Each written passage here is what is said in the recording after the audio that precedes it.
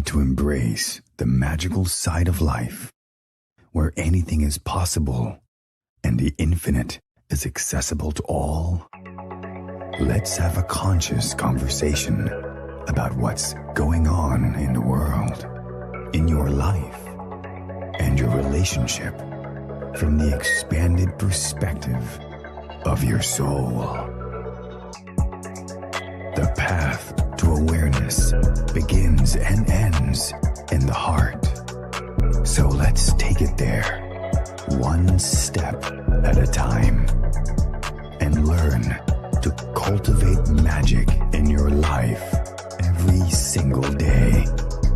In each episode, we share a collective space in which we discover the unique facets of our own magic and embody our superhuman qualities by humbly exploring how it's super simply to be human.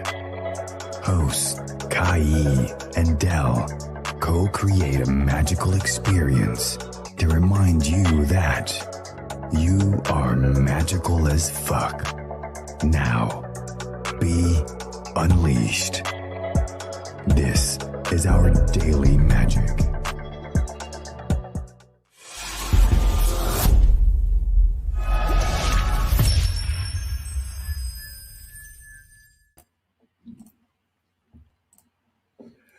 And we're back. Hey. Once again. Guess who's back? Back again. Mooneagle's back. So tell a friend. Guess who's back? Guess who's back?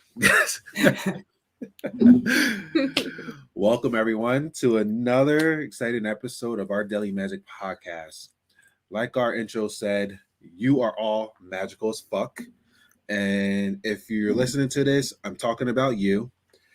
And what we like to do is have conscious magical conversations with other magical beings just to show what can potentially happen or what could potentially happen by you allowing your magic to be cultivated and unleashed fully. I am one half of the magical co-host, Del, and this is my wife, Kai. And we are here with, I would like to call this episode the Trinity Conversations. So for those of you who don't know, this is actually our third episode of having the pleasure to have a conversation and also interview Thomas Mooneagle. And before we get into this conversation, we definitely want to just allow the people who may be under a rock and haven't been in the episodes before to just know a little bit about you. So who are you? Well, I'm Thomas Mooneagle to start with. And I'm a shamanic practitioner. So I work mediating between people and the realm of spirit. I also am a reader, so I do give readings for people, a healer. I do a lot of healing work with people. And I'm also an artist, an author, an ordained minister. So I do weddings.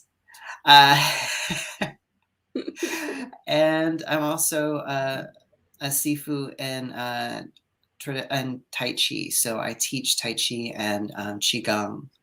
So I have a hand in a lot of different pots, as it were. I love that. Got to have the repertoire ready because you never know which one you have to go in the cabinet and grab that ingredients to be able to use for someone. Yeah, I mean, I think, I'm not a generalist, but I have, there's this idea that someone's just interested in this or just does this, and I'm like, well, that sounds interesting. Let me, if it draws to me. And then there's other parts of the spectrum in the magical sense that I'm like, I could do that, but I'm not interested. So I don't go there. And I think that's really important, is to go where you are feeling inspired or excited, and sort of drill into that. And I just happen to be lucky to be interested in a lot of different things. So I love that. And I just I forgot where I heard it at, but they were just saying how people, especially expensive beings like yourself who learn in that way, they don't get locked into one thing. They look at this one thing, but then they'll find something else, and then they'll find something else on their path. It's like something was useful for them on a certain level that they're at, but then it helped them to catapult to the next level. Then it's next to it. Oh, here we go. Oh, here we go. So it just reminded me of what you were just mentioning of being able to dipple and dabble.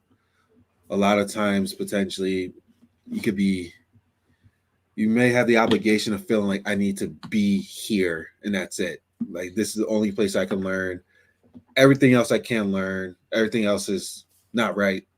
This is where I need to be. And a dog confirms that. The dog probably saw a cat walking by. So, oh my gosh. This is the downside of doing this from home.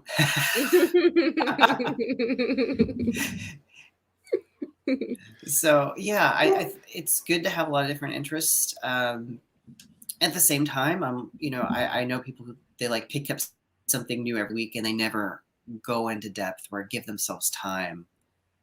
And there's also, people who say, hey, you're in this tradition, you should just stick with this tradition. And I know people that are very much traditionalist in that sense. And there's value in that too. If you go in deep with one tradition and it gives you what you need. There's, I'm, right there with people say, yeah, I just do this, and they do it very well. So there's that too. You just got to find like what works for you. And I'm just slightly scatterbrained in that I pick from very different places, and something I'm like, oh wow, that just lights me up. I'm like, okay, I'm gonna go with that.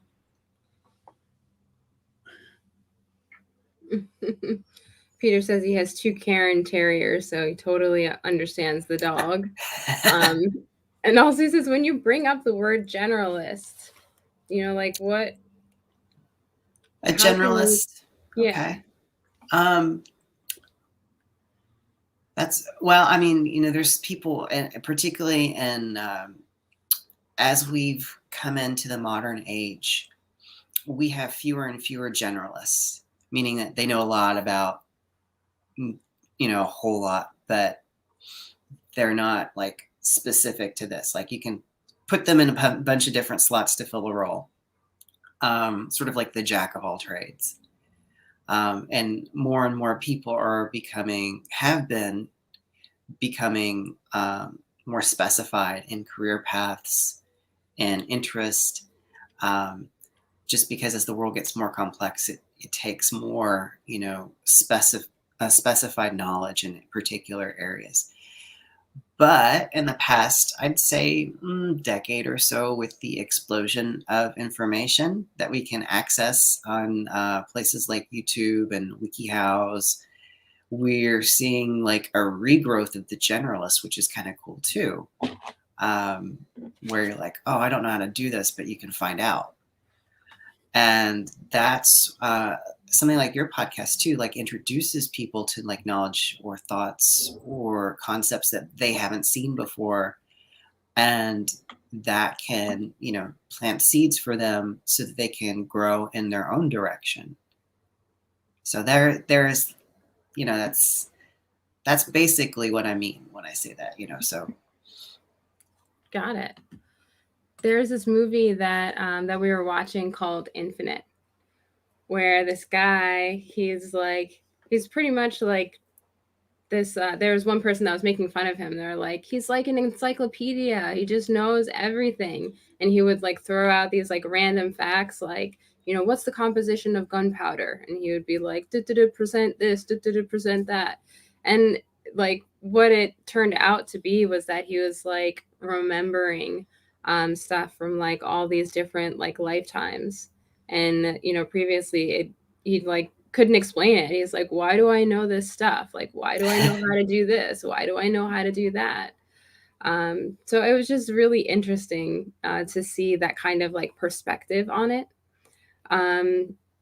Because a lot of times it's perpetuated that having extensive knowledge in lots of areas can spread a person thin, but at the same time, like there's a superpower in that too. There used to be a show, and I forget what it was called. I think it was on the History Channel, where they would look into like different discoveries or scientific advancements or inventions, and you're thinking, oh, it was just this one thing. It was actually a confluence of different knowledge areas that sort of collided at the right place at the right time with the right people. And one of the things, if we get too specified and we don't have that enough generalized knowledge, we have a hard time connecting with incoming streams of information that might be really helpful to us. So, but there is that also danger of like, if you're jumping from week to week to something new and you're never like really truly practicing, it'd be like trying to learn a new instrument every week when you never finish learning the first one, or learn how to read music. So, I mean, but there are people that, they start somewhere and then they continually add. And that's kind of what I try to do, is like I continually practice as much of what I do as possible. And then as something calls my attention or calls me forward, I see how I can integrate that into what I already do and see where the connection points are. Because there's a lot of different connection points. I've seen this in different traditions. I was, a couple of years ago, I have a friend who does spirit work or root work. And, there's a lot of, and this we can blame Hollywood and the way they've particularly decided to portray certain spiritual traditions that came in the Afro-Caribbean area. And they portray it quite negatively. And I'll say this, he's one of the few people I'll let work on me. So it's you'll find people in every tradition, some people with integrity and some people with no integrity. And it's really coming into, being able to discern people who have, good integrity. They're coming from the right place. They're coming from that true alignment with their spirit tradition. And he was setting up an altar for me, and I was watching what he was doing, and I started telling him about an Incan tradition that I was taught from one of my shamanic teachers, and I was telling him, oh, geez, we would do this for such and such time and do this. And he said, I wouldn't normally say this, but that's exactly what I'm about to do. And so here we have these two traditions separated by thousands of miles that are doing almost using slightly different tools, but doing the same practice, basically, almost the same method. And so that's really cool when you find that. You're like, oh, you're doing this? I'm like, we do this, but like this, and it's the same, and how that comes out. And I think that's what's really fascinating when you start to study many different traditions and you see where the commonalities are. Yeah. Yeah. Peter says, it's interesting that you use the word confluence. It's a word that seems to gravitate to the Americas, especially in Cuba. Well, yeah. I mean, well, I mean, that's history. I mean, we had all these people coming in from very different areas for different reasons. Some good, some bad, some neutral. And when you have people coming from different areas carrying different traditions with them and they all head to the same area, there's going to be a mixing. There's going to be, even if they keep their separate traditions, just being aware of that other one changes that on subtle levels. And if you've ever traveled, outside the country, even if it's another sort of Western nation, you get there and there is just a slight difference. But if you travel to a place where they speak a different language too, even if you know that language, there's a different reality And that is, shaped by the people. The world is shaped by the people that live there. And which is one of the good things of travel. So you get to see like, what is, what stays the same, what's different, and just how much words can shape the reality that we live in. Big time. Reminds me just how many different languages out there people pray and they receive an answer in their language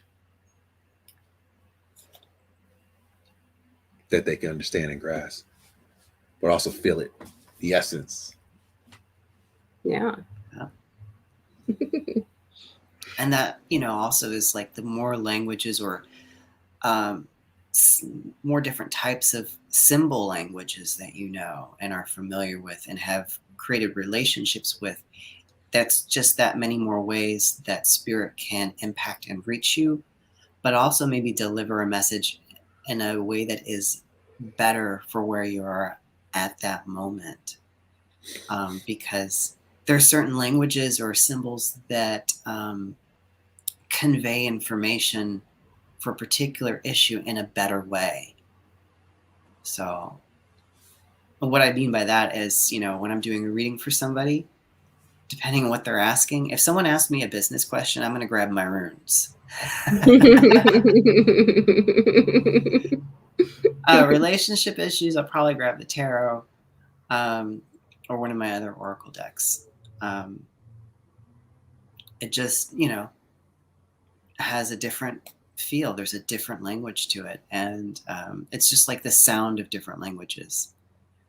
Some languages are very hard sounding and very, concrete, but are really good at elucidating very specific, like creating divisions between specific ideas.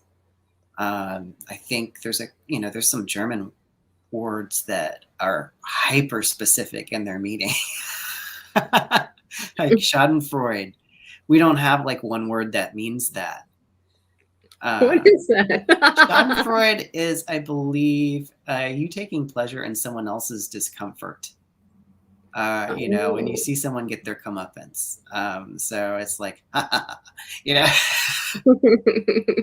They even have a word for like, I think it's called Kumberspeck, which is someone recently showed me this word, which literally translates as grief bacon. It means like eating eating to feel that grief. If they had one for ice cream, that would be really applicable. I think it covers not just bacon. I mean, it's that idea that you're eating because you're upset. Don't put bacon into this. Yeah.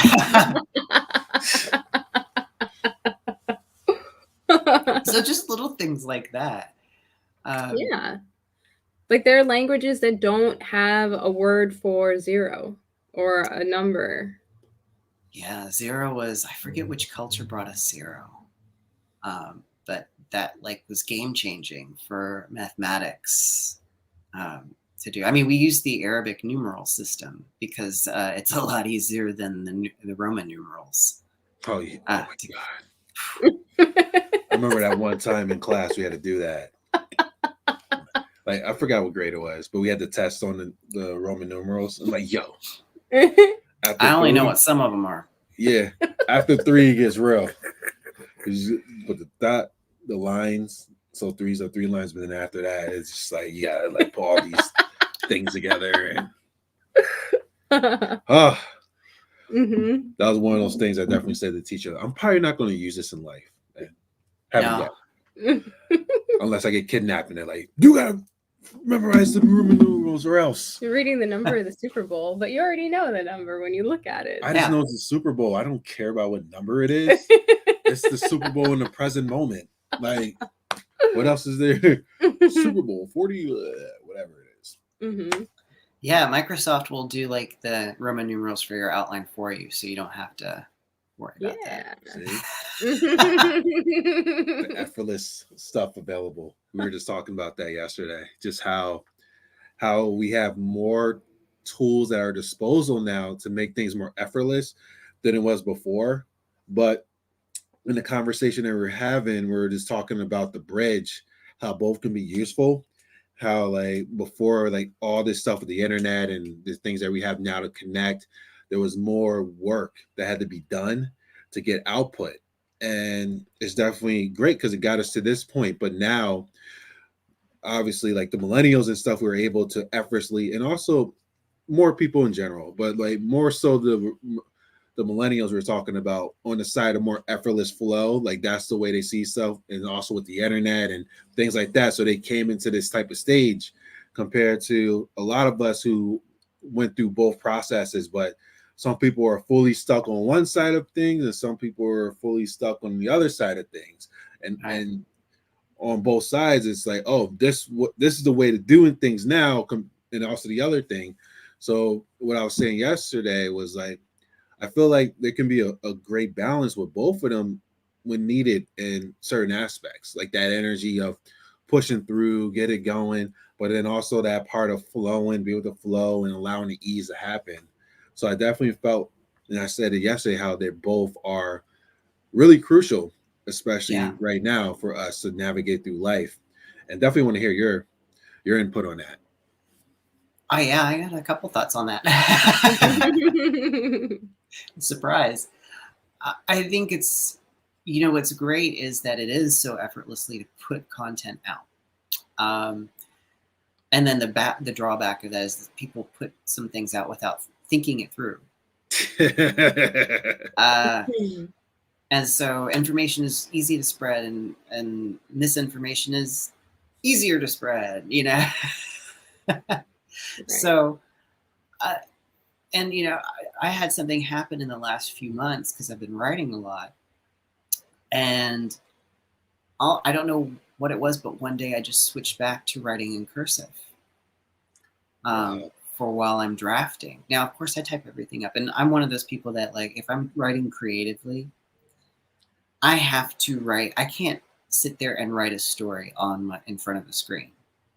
It just doesn't work. I have to write it out first by hand and then type that up. And that's like the first revision from the written to the typed. And then I go through the process. But just that there's like a shift that happens energetically between print and cursive. And I'm like, I know this is a significant change for me. I don't know what it means. But all of a sudden one day I was just like, maybe I should do this. And then, yeah, sure. It's like halfway through this notebook over here, it switches from print to cursive. And I was worried that I wouldn't be able to read the cursive. Well, it's no more messier than my print. So, but it's faster, to write with. So there's an energetic quality to analog and to digital as one, handwritten, typed. I think that affects how we interact when we're creating information, and then also how we consume. Reading on a screen versus reading from a book affects people differently. And I know they've done studies that if you put textbooks on ebooks, which would make things simpler and less environmentally taxing, people don't retain the information. Likewise, if they bring like a laptop to a lecture and type their notes, they don't retain as much as if they were to handwrite them out. So there's just, and I think it's just like, it's because it involves different kinesthetic skills, and those are wired in a particular way. Also how we learned when we were little children. So we've got that feedback loop in our minds, and I've strayed from the question, I know. No. Surprise. But this idea, there's, whichever way you do something, there's pluses and minuses. And the plus is that, if we have like a solid, good idea, we have so many ways of getting it out there in ways that do not take the amount of effort. Like, I don't have a whole production studio, but I put out videos. And a sound stage to do a podcast or anything like that. We have the tools, we have the apps. And now it's really about doing the internal work on ourselves to get out of our own way, but also to bring what's deep inside us out and make sure it's coherent. But a lot of people, just because it's so easy, they just put stuff out, whether it's coherent or not. Yeah. And then you can obviously get frustrated because you have the intention, like, okay, I want to get this out there. Or maybe you see like, all right, these people are doing it, they're successful with it and stuff like that. So then you get that inspiration or motivation to try it. But then you, like you say, you might just bleh. Yeah. With it, like, yeah. I go back and I look at my early videos and just the quality. And of course I had different equipment, I had different programs. And then, but it's like you said, I saw someone else who was putting stuff out on YouTube and I was like, wow, that's like professional. I really need to like improve my stuff. And I continually go back and I like learn different things to make this better, to present better. And then there's so much information out there that we have to make ourselves findable. And so now I'm starting to like look at what are my hashtags, what are my what are my search terms, so that people that are looking for the type of information or service or help that I provide can actually find me in this huge vast ocean of information that is growing every second of every day. So we talk about creating a path to what we want, but we also have to create a path to us. Because if we just build one way, we're not going to get, you need both. It's sort of like you get trapped trying to find someplace one-way streets and you can never quite get the turn and you end up going around in circles forever, which has happened to me. So got a question now, because Sure. about that, and especially those of us on a spiritual path, or maybe just your religion or whatever your belief system is, but a belief that something above you, higher power, is going to bring it to you. And perfect example of that is hearing people saying, oh, God's going to bring my partner into my life, type of thing. So I'm just going to sit here and I'm going to wait for that person to show up and not do anything with it. Or let's say for business wise, you want to start a spiritual business, or you want to, whatever it may be, whatever business it may be. And you feel like, okay, the universe is going to bring me those clients and I'm just going to sit here and it's going to show up, or I'm going to intend for it to happen and just go about my day, the normal, like whatever, going out your day, but you feel like, okay, God's going to bring it to me, or the universe is going to bring it to me, and I'm just going to do that type of thing. So obviously with that, it may come in, it may not come in. So how do you feel about having that intention with those things of the universe going to provide it for you, but then also doing those things like you mentioned, doing those actions like the videos, doing the hashtags, doing stuff out there to make yourself more open out there? Because that is a question. And also I know that other people are having that same type of thoughts going on, but I'm asking for me. I'm not going to contradict it and say like I'm asking for a friend. No, I'm asking for me. You're asking for you. Okay. Yeah. Well, I mean, I had for many years wanted to do what I do, right? Yeah. And that was my intention, but I never made it official. I never I had to get a business license. I hadn't done that. I had to, I just work fairs here and there, and I wouldn't get anybody in between hardly. And I finally, sought out guidance for it. And I said, I want to do this. What do I, they're like, get a website. And they're like, get an accountant. like very straightforward. And I did those things. I didn't know at the time anything about web hosting or, where to go to, how to build a site, how to do that. My first site looked like monkeys put it together because I did it. It was so horrible. I still do my own website, and I'm just always trying to improve that. But I remember after I got an accountant, and she's like, oh, you need to go and get a business license. You need to set up a business account. You need to do that. So there was like a list of things that I was given to do. And this was after asking Spirit, hey, I want to do this. They're like, do this and this. And I did those. And like the day my website went live, an old friend who'd been a client as well called me from out in California, and they're like, this might sound crazy, but I want to fly you out here and have you do readings for me and a couple other people. Like, I'm not kidding. It's like the day after that went live, that's what happened. And that I did. I was like, well, okay, cool.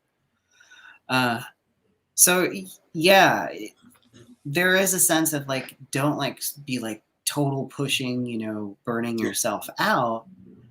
But there's also like, okay, I want to do this. How can I contribute to that right now? And, what do I just have to leave to trust? And so I liken it to like having a shop and like expecting people to come in, but you have not turned the close sign to open. And so the universe may be sending people your way, but all they see is the close sign. So they've got free will. They're not going to, unless they're really persistent and desperate, they're not going to knock on the door. They're going to walk on by. So, it's a partnership. We can't just sit there, because I was guilty of, watching The Secret when it came out and just thinking, oh, you get the little fancy, blank checks from the universe that you would photocopy and write out, and just like think that. Did that. Did you do that? Yeah. But I didn't change anything else in my life. Wow. And, I'm not saying we have to go and do everything and follow every workshop, learn every skill, but what I'm learning is that I'm having to structure myself, my time, my life, and my focus to make room for what I have asked for.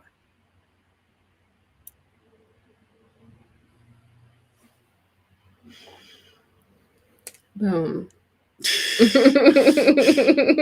Yeah, thank you. And yeah, it's funny because I mentioned Akai before. So before, like, I was doing what I'm doing now with the podcast and things like that, I have extensive backgrounds in sales. And when I was selling at that time, I was selling for more of an egoic state, in which I can lead a conversation to what I want, which was like the end of the sale type of thing. And now I shifted to a service orientated base thing, in which I'm being more of service. And I was having this conflict of like that sales part of me from that egoic state. Like I was like, no, I can't be that way of leading people in that type of way of a conversation like that. So I've been in this process now of reintegrating that part of myself of like, listen, like, it's okay to take that action. Like, let's say I'm having a conversation with someone, not in a way of trying to manipulate them, but talking to them in a way of just showing the possibility of like, yo, it's possible for what you're looking to create in your life. And I'm confident I can be able to hold space to allow you to do that. And have that more reassurance in that way compared to before. I was selling products that were shit, but I put the sprinkles and the whipped cream and all this stuff on it, and the diamonds and stuff, and hid the turd. But after they purchase it, they start to smell the shit that I was trying to sell. So, yeah. Well, that's, marketing has shifted, and marketing is responsible for many evils in this world. Because, it used to be, you have a need, we'll see if we have what can help with that need. Now it's like, we're going to create a need that you might not really need, so we can sell you what we already have. And so you know, for me, it's more like I have a certain set of skills. And yeah, I know where you're going with that. Shout to Leo Master, baby. Skills that make me a nightmare for certain entities like them, right? If you don't leave their body now, I will look for you. I will find you, and I will get you. No, that's only one set of skills. It's sort of like, you know, what is it that what can I help people with, you know? And so when you're talking to people, marketing becomes more like what you're trying to identify what it is they need, and also see if it matches with what your skill set is. If it does, it's sort of like, then it's all about making that connection and communicating that connection so that it's a mutual arrangement, rather than, you know, a predatory one. Exactly.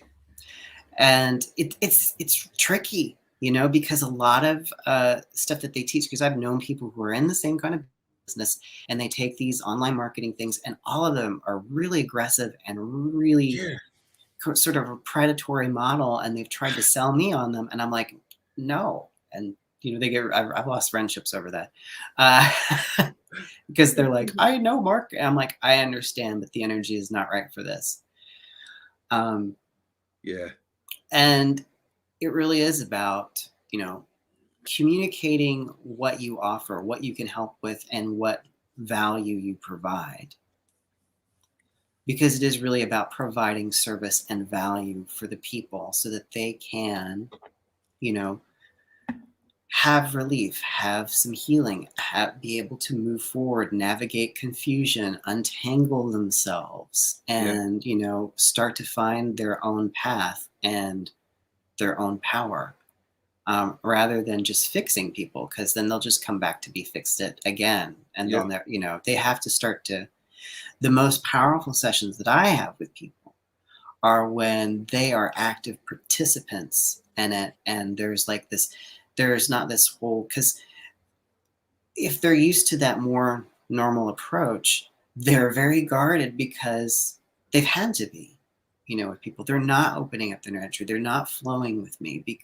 And at least I have, and that takes most of the work of the session, is to just establish that flow and that partnership so that we can then move forward. But then I have other people that come in right in, and they're just like, yep. And usually there's people I've worked with before, you know, those are the fun so ones. they know it's okay, it's safe. We're gonna do this. And then there's other people that are just that way. They have a sense of trust, or they sense that, and we can do like phenomenal work in minimal time, because there's that flow, there's that openness. And to do that, you have to, you know, you have to create that safety. And, you know, it's about communicating that in a way that is not like trying to poke them constantly. It's like, hey, you know, that translates to so many other things. Oh yeah. We're talking about one aspect of it, like the relationship with like a potential client, but just relationships in general of that. Yeah, there's we have, I think, modeled for us in movies and television, business, and for, you know, and institutions, a very predatory, extractive model, which then penetrates throughout, and that takes a lot of effort. And you know, what's really great is you mentioned millennials having the difference, because I'm a Zennial. I'm like right smack in the middle. I remember analog. I grew up with analog, and then I saw the transition to digital. Yeah. And, you know, that's a really special place to be. Exactly. Because you can see that quality and that qualitative difference. And nowadays, because we immediately hand like our digital stuff to kids to keep them busy and occupied, I feel like that's a mistake, because they need to have that non-digital algorithm controlled experience of the world first, because that gives them their own internal filters to then know what to look for, rather than having an algorithm tell them, this is what you need, this is what you want, this is what you like. It's good to have that direct experience, and that allows spirit, rather than an algorithm, to come in and say, hey, look over here. What do you think of this? You know? Yeah. Yeah. And Peter asked a question for you. Sure. He asked, are you in NYC area? He has a friend, Rudolph Gaggio, who's associate professor of anthropology at SUNY Purchase College. Rudy's a linguistic muck, just like you. His book, Allah Made Us. I am not in the NYC area. I'm actually in Kentucky, if you can believe it. I'm in Louisville, or as some people say, Louisville. If you're from here, yeah, I like words. When I do creative writing and I come up with character names, I go, I'm like, okay, if I have a name come to me, I'm like, I'm gonna look up the etymology of this name, and see what it means and see if that works into the story somehow. And looking at root words and breaking down words is important. And there's a whole study of that in Judaic mysticism too, in gematria, the numbers that associate with letters and the associations between that. But just looking at, we take names and words for granted. Like the name of where I live, Louisville, is named after like the king that got executed, right along Marie Antoinette, right? So there's a statue of him downtown. I mean, oh, that's the statue. Yeah, I think it got vandalized this past summer or something. But I was born in Miami, Florida, and I never thought of Miami, but Miami is a native word. I haven't looked it up. I need to. It's the name of the Miami people, right? And we oftentimes live in lands that we don't think about. Like, we just think, oh, that's the name of this. But we don't sometimes drill down on what does this name mean? Like, Thomas means twin, I think, in Aramaic.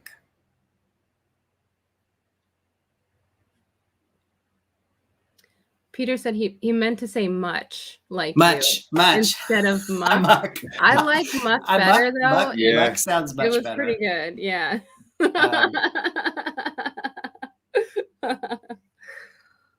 Right. So the meanings of the words. I like that. Muck.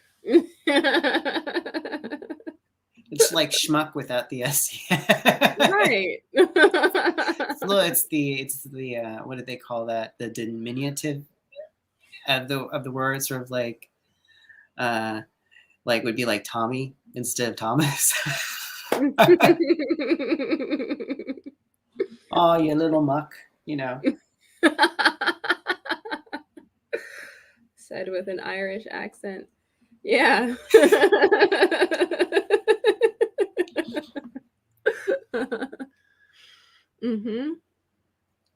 Yeah, it's really interesting. I mean, like that we can even understand each other if we do.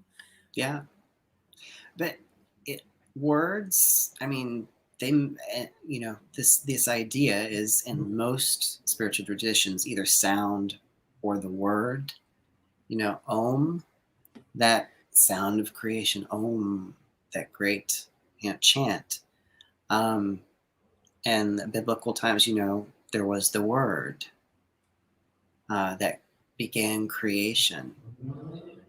And whether you believe that literally or not, there is a sense that, our words do create, if not the absolute reality, our perception of it. which then can impact the absolute. So they do have a shaping effect. If you don't think words have a shaping effect, have children and see, your words shape the child and how they see themselves. I saw something that somebody posted that hit really hard the other day, and they said, when you constantly criticize your child, they don't stop loving you. They stop loving themselves. Wow. Yeah. So our words do have an impact. And one of the things I've talked about with people, because I have a lot of people say, what if we're living in a simulation? What if nothing that we do matters? And they don't necessarily mean like a computer simulation. Like this is the world of illusion. This is, we're eternal beings and we just come here momentarily. I'm like, okay, that may be so, but how you treat each other does matter, because we take whatever happens to us back to our eternal selves, and there it endures for all time. So it does matter what we do here. Yeah. And even take that I want to take that to another level. Just think about we're all connected. We are part of this thing, this collective together in our own individual way. But even ponder that for the person who said that, and even people who think about that, like, oh yeah, it's a simulation. Yeah, true, it is that. But think about the ripple effect that happens on the earth if you treat someone horribly, and the effect it has on that one person, who then they may start treating others horribly, who then have the effect of that, and then they start treating others horribly, and it start treating others horribly, and it keeps going and going and going and going and going and going and going.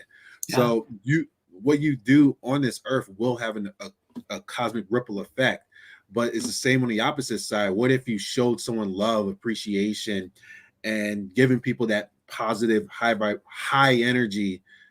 Just imagine what happens to that one person who brings that to another person, who brings that to another person, who brings that to another person.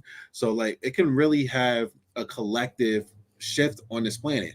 I know it's temporary and stuff like that, but it's like, yo, man, like, would you rather have this temporary experience be more peaceful, or would rather have it be more chaotic?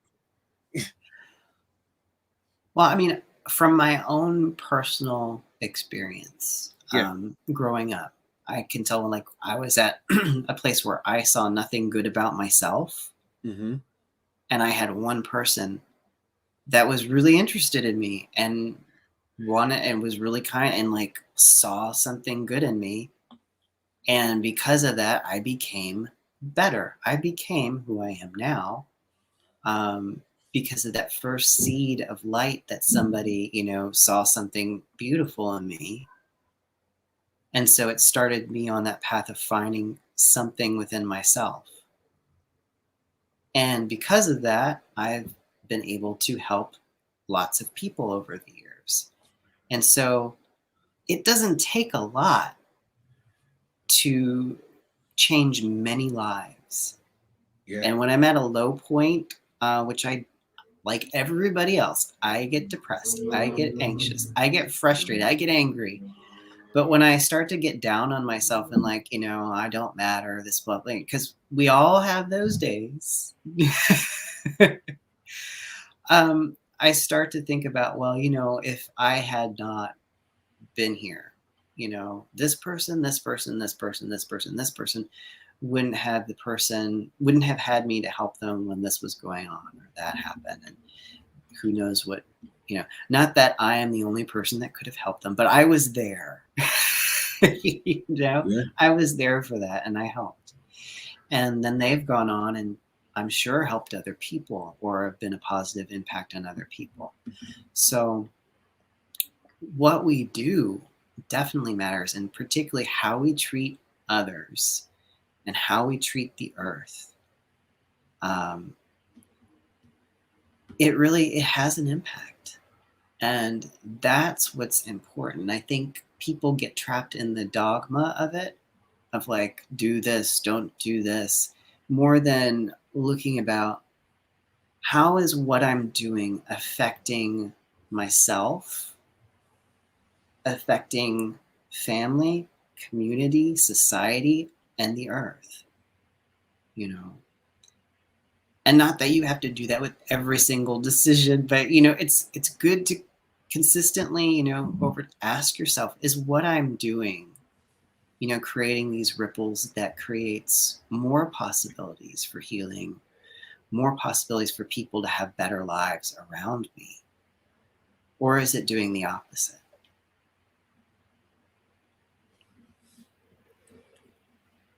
How's that for some magic? I always say, you know, there are spells, there are these things, and there's also like smiling at somebody that you don't know just as you pass them, and you don't know what that will do for them. Yeah. Oh, yeah. I make that an intention. Yeah. Because I go on nature walks and I just come across people I don't even know and always smile, wave, tell them good morning.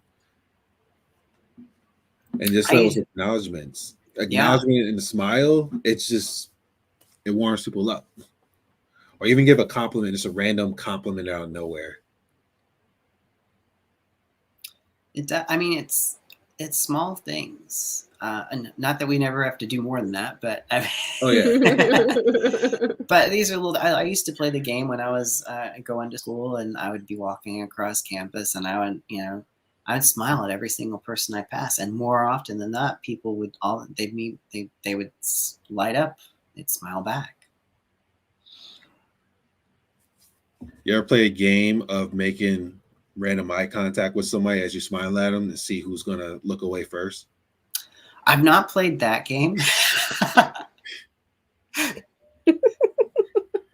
Looking right into your soul. Right. Like, oh yeah. I've had people say when they've been when I used to work in a shop as a reader, and the shopkeeper downstairs would tell me like what people would say afterwards, and one of the things they says they looked at me with these eyes, and it's like they looked right through me, and I was like, well, I wasn't trying to make them uncomfortable.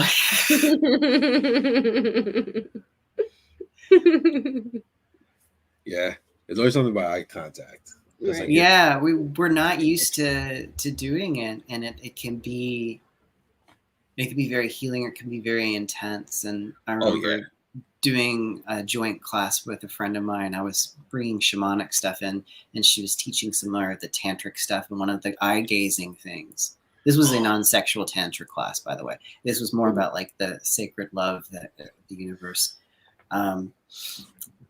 And they partnered me up with somebody I think had just had this major loss or was dealing with something. And I felt so bad for them, because I knew me looking right at them was going to be really intense, because I had just been there with my power animal, and they saw that looking back through my eyes. I'm like, crap, I kind of blanch when they look at me that way. Yeah.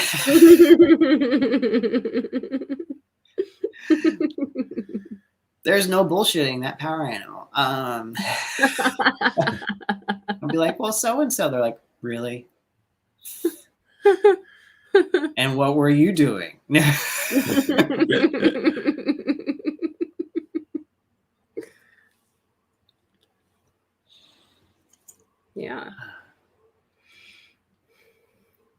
So yeah, there's a lot of little things, and I've tried to.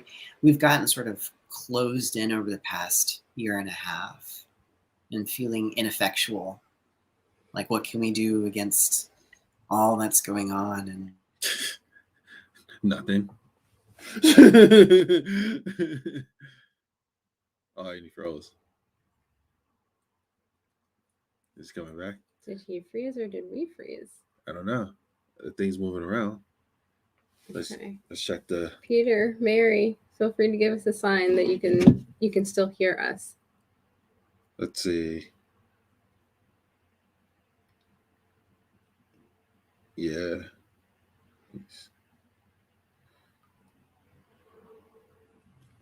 Yeah, we're still good. Okay. So we'll just wait for that, or for him to come back.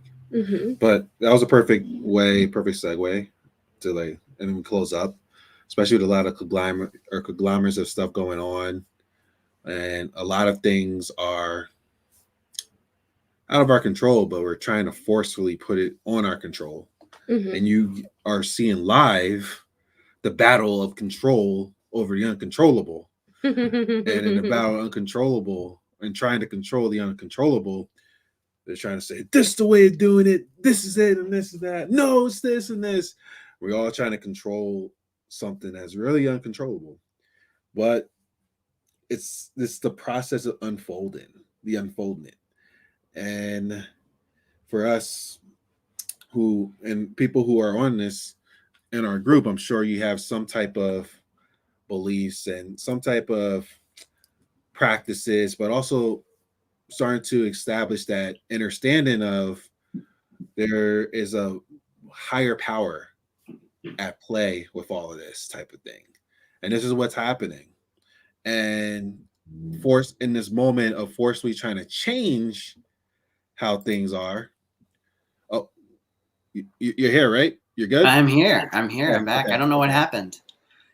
We're getting real. That's what's happening. They're like, oh, he's about to drop it. Yeah. Because I was like, it's a perfect segue because you're talking about just the climate and stuff out there, and I was like, what we're seeing on full display is us trying to, not all of us, but people trying to forcefully control the uncontrollable, like these events and things like that happening. Obviously, no one would raise their hand and say, hey, I would like to be in a pandemic right now and all these tensions and stuff going on. And if you did vote for that, good luck. But collectively, what's happening is this higher power, whatever it is your understanding, is at play.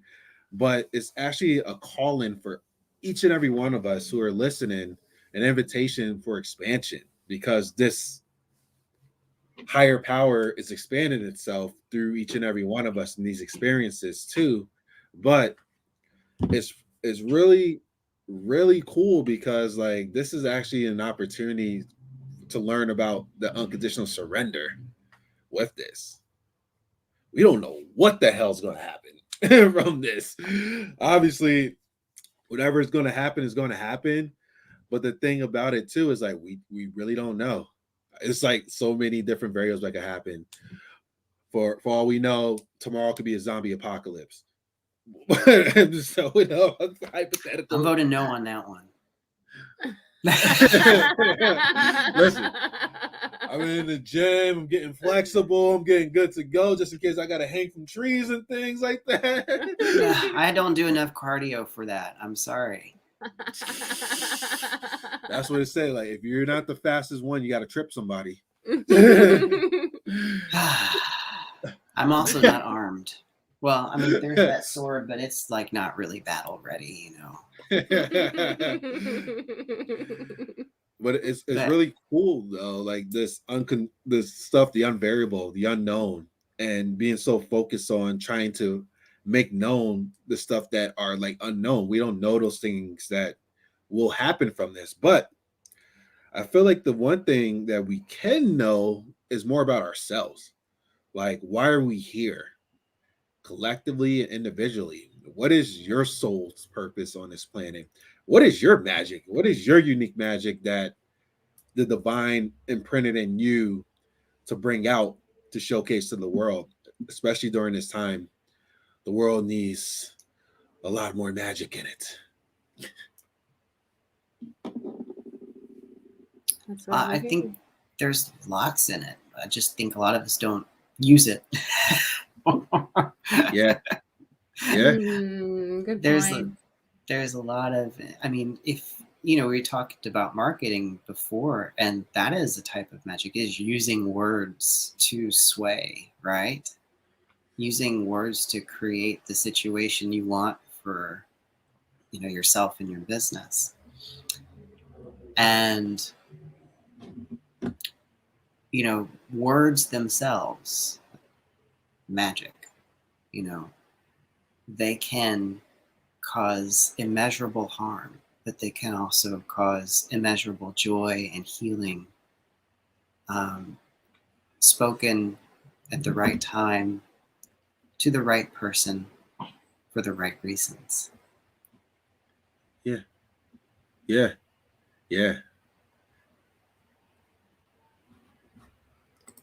It's like saying to somebody, like a question like, what do you want? Compared to, what do you need right now? Peter's saying something similar. He says, I remember working part-time at Walmart in front of the pharmacy.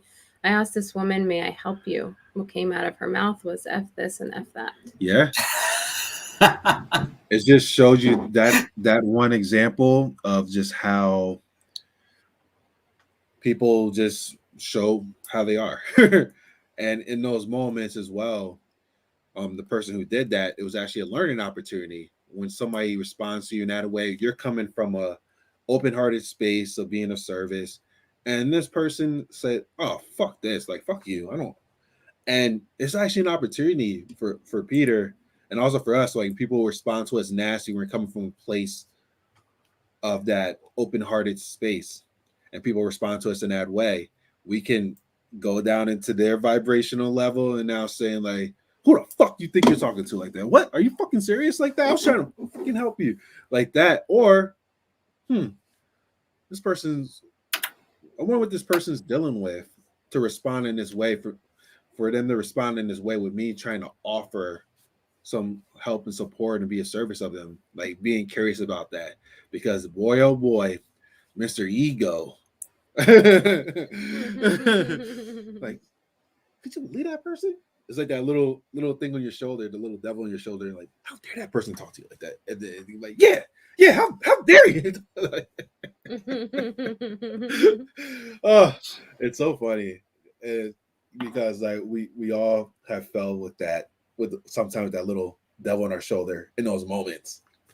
But then the angel part of us will say the other thing.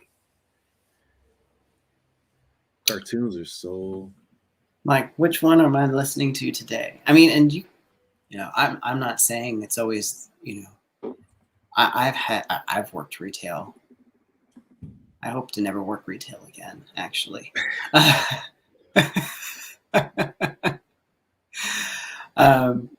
But I think one day that I felt the most powerful when someone was basically unloading on me as a customer, and I just kept my cool, and I didn't take that in, and I just kept on going, and they ended up apologizing to me.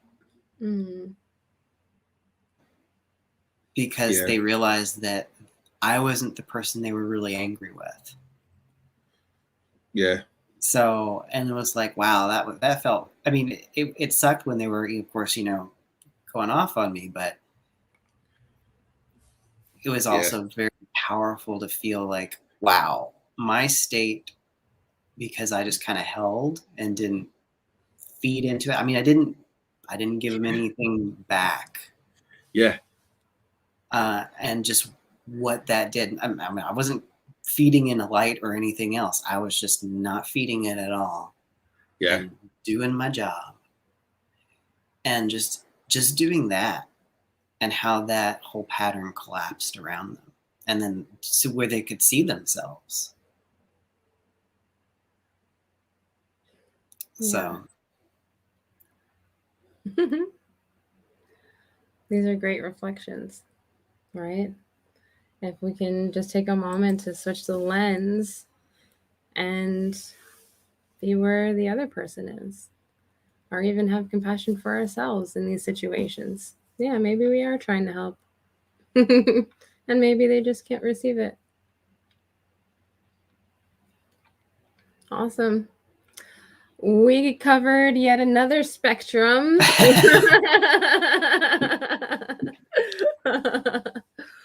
Going from the internal work and external results and action all the way back into the reflections of our infinite selves. This was a wonderful, wonderful conversation, and you are always invited back. I never know where the conversation is going to go. That's what's so fun about it. Yeah. But then it just goes somewhere every single time. Exactly. Thank you, everyone. Thanks for having me. You're welcome. Facebook.com/Thomas Mooneagle is where you can find this amazingly talented individual. And Stay magical. that's right.